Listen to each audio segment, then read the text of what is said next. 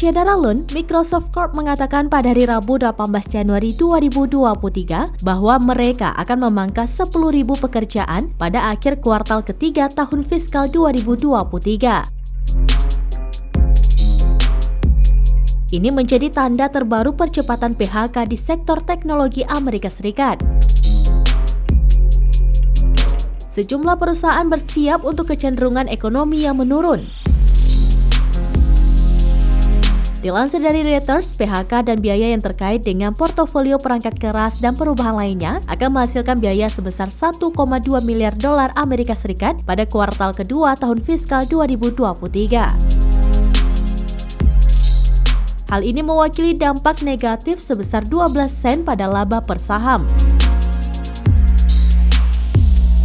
Dalam sebuah catatan kepada staf yang dibagikan kepada Reuters, Kepala Eksekutif Microsoft Satya Nadella mengatakan, pelanggan ingin mengoptimalkan pengeluaran digital mereka untuk melakukan lebih banyak dengan lebih sedikit.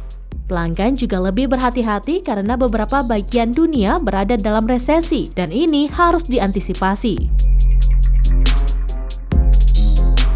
Berita PHK yang dilaporkan media pada hari Selasa 17 Januari 2023 mengikuti beberapa pengurangan tahun lalu.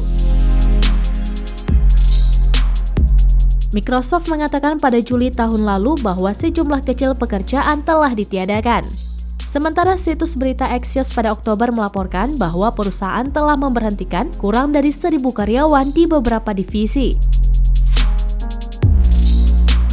Perusahaan yang dipimpin Satya Nadella itu juga bergulat dengan kemerosotan di pasar komputer pribadi setelah ledakan pandemi mereda. Hal ini menyisakan sedikit permintaan untuk Windows dan perangkat lunak yang menyertainya.